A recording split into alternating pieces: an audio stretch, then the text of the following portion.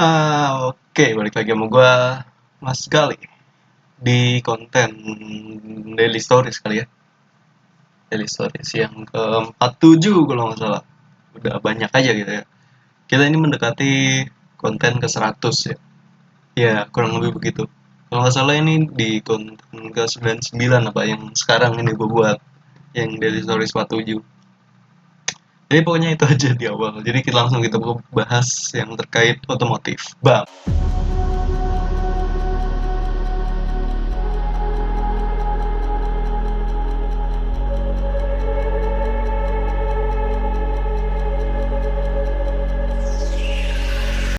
Oke. Nah, di sini gue sambil nunggu game gue satu lagi selesai mengunduh. Jadi di sini gue bakal bukan menyampaikan ya, memberikan rekomendasi lagi ya kan. Soalnya di pas lagi kapan ya gue ngebuat snapgram apa instastory gue nggak tahu namanya itu. Kan gue buka semacam Q&A atau ya pertanyaan-pertanyaan gitu. Ada yang nyaranin gua ngebuat video tentang rekomendasi helm lagi. Ya memang benar sih, dia benar. Dan soalnya udah lama banget ya gua nggak buat video ini, mungkin sekitar 4 sampai 5 bulan apa ya, udah lama banget. Yang terakhir itu yang gua ngebahas rekomendasi helm full face di bawah harga 1 jutaan ya gitu. Nah, makanya itu ini kayak udah lama banget, dan gue ngebahas helm tuh cuma berapa kali ya, 2 atau 3 kali ya Bang, yang ngebahas di bawah 4 juta, full face di bawah 4 juta sama di bawah 1 juta, sama ngebahas helm gue sendiri yang GM Race Pro ZS ZR 650 yang warna oranye itu, helm kesayangan gue itu.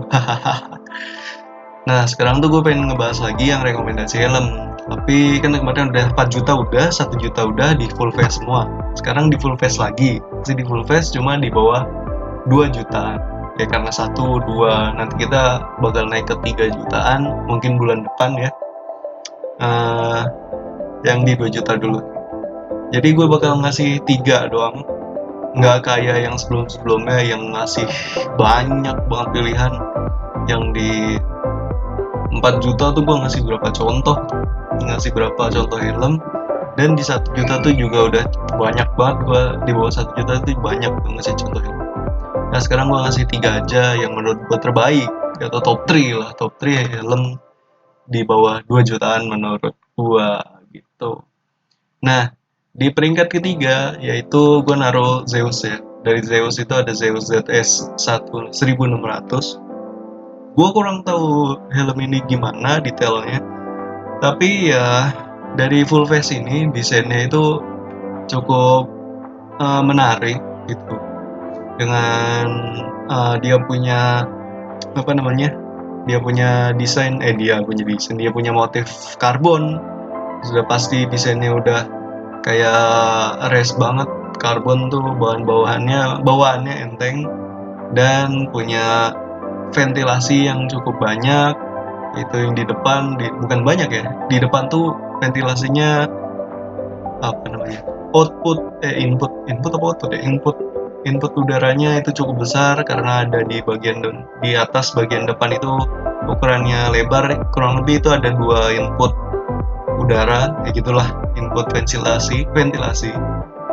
Dan di bagian belakang tuh sepertinya cukup ada 2 juga ya, ada 2 di tengah dan 2 juga di kanan kiri kalau nggak salah. Itu kayaknya ventilasi ya sepertinya, soalnya bentukannya mirip kayak Zeus yang ZS 611 maupun ZS 611C gitu, bentukannya segitiga di bagian kanan kiri. Gua nggak tahu itu fungsinya apa, mungkin itu ventilasi juga atau exhaust gitu. Dan ada sedikit bentukan menyerupai spoiler, itu mendukung kekerenan si helm ini sih menurut gue. Dan helm ini dibanderol atau mempunyai harga sekitar 1,2 juta, itu udah dapat Zeus ZS 1600 ini. Dan kalau dipakai untuk riding keren apa enggak ya, jelas keren soalnya bentukannya karbon. Apalagi nih yang karbon nih, menurut gue ini favorit di helm ini adalah yang desain karbon. Soalnya di beberapa helm lainnya juga kalau yang punya desain karbon itu emang yang favorit gitu. Nah, oke, lanjut aja biar cepat kita ke peringkat 2-nya, yaitu KYT NFR. Kenapa NFR? Ya karena harganya sekarang menurut gua ya, gue udah nggak ngikutin sih, gue udah mencari ya beberapa harga helm NFR ini, harga baru, yaitu sekitar 1,9an. Menurut gue udah sedikit turun ya, soalnya NFR beberapa pokoknya yang lalu-lalu tuh NFR harganya masih di atas 2 jutaan atau 2,3 2,5 gitu. Sekarang tuh gue nemu aja ada yang jual KYT NFR di harga 1,9. Nggak sedikit sih, ada beberapa yang jual di bawah harga 1,9. Itu pun udah dapat yang bermotif gitu, gimana yang nggak bermotif gitu atau yang polosan gitu, harganya mungkin bisa nembus 1,7 maupun 1,8 gitu. Kenapa NFR? NFR itu sendiri fiturnya udah bagus, itu tuh hampir setara dengan NXR atau NX Race, tapi ini versi daily ride atau versi touring atau versi yang bisa dipakai harian gitu. Jadi ada double visor gitu dengan pengikat tali pengikat di kepala itu tipenya micro lock. Kalau misalnya NXR kalau nggak salah itu udah double D-ring ya, itu emang NXR itu emang dikhususkan untuk balap ya, seperti NZ Race kalau nggak salah. Nah, tapi untuk NFR ini untuk harian cocok banget dan masih keren sih, desainnya itu mirip-mirip sama NXR, tapi ya fungsinya beda aja gitu. Jadi ya sama-sama keren. Berarti ini masih bisa dianggap di bawah 2 juta ya. Soalnya masih ada beberapa yang dijual dengan satu harga 1,9 gitu. Nah, lanjut ke peringkat pertama kita, ya ini helm yang sangat masih dicari-cari, malah harganya nggak turun, malah harganya naik. Kalian tahu sendiri, mungkin kalian bisa nebak sendiri, yaitu adalah masih sama dari KYT, yaitu TT Corps.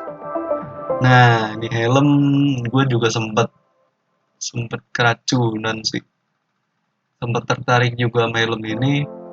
Cuma ya menurut gue emang pantas ini helm, keren banget.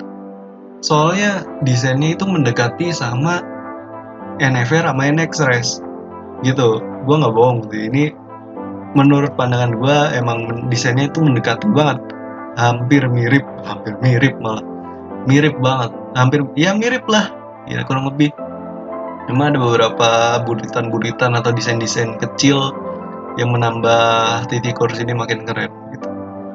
Dan harganya pun juga terbilang cukup terjangkau untuk helm yang sekeren ini, yaitu sekitar 1,2, bahkan ada yang jual 1,6 sekarang gitu. Di awal-awal gue lihat tuh TT Corps tuh harga 1,1 atau 1,2. Sekarang tuh harga udah 1,5, 1,6 untuk yang bercorak ya atau berlivery lah gitu. Itu harganya segitu. Kalau polosan mungkin harga 1,3 itu kalau sekarang ya. Kalau dulu yang polosan masih dapat 900.000, sekarang udah 1,an juga yang polosan. Tapi gokil sih. Tapi ini pas lagi awal perilisannya ini sangat-sangat membludak ya, sangat-sangat banyak banget peminatnya. Ya emang desainnya keren sih, jujur aja ini desainnya keren dan cocok untuk di kantong siapapun, di kantong pelajar, mau mahasiswa, mau siapapun. Ini harganya cukup terjangkau untuk helm sekeren ini, gokil sih. Dan part-part modifnya juga udah banyak, kayak visornya bisa diganti iridium, bisa diganti warna lain, bisa dihitemin. Terus udah ada spoiler juga, ada yang jual spoiler kerennya. Gokil sih ini helm. Apalagi kalau misalnya kalian beli yang polos, bisa di repaint, bisa nyesuaiin repainan yang kalian pengen. Terus bisa dikarbonin, karbonnya keren. Gokil lah ini helm. Gue sempat pengen juga untuk gantiin si game Race Pro ZR650 ini, cuma ya nanti aja. Ini masih belum jelek-jelek amat helm ini. Masih belum perlu diganti. Nanti kalau kita udah perlu diganti ya kita ganti.